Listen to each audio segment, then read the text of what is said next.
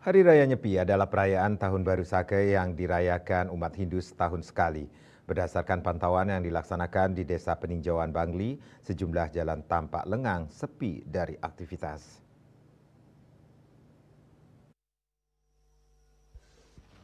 Sejumlah jalan di Bangli terpantau sepi pada saat perayaan Hari Raya Nyepi.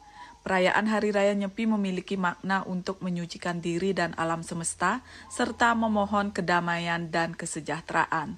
Makna Hari Raya Nyepi yakni menjaga keseimbangan alam dan hubungan antara manusia dan alam semesta, memberikan kesempatan bagi alam untuk beristirahat dan pulih dari gangguan kehidupan sehari-hari, menyucikan Buana Alit dan Buana Agung,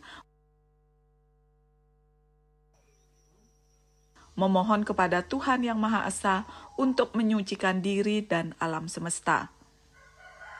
Merenungkan makna kehidupan, melepas sifat serakah, membersihkan hati, merajut hubungan yang lebih erat dengan alam semesta serta Sang Pencipta juga merupakan makna Hari Raya Nyepi.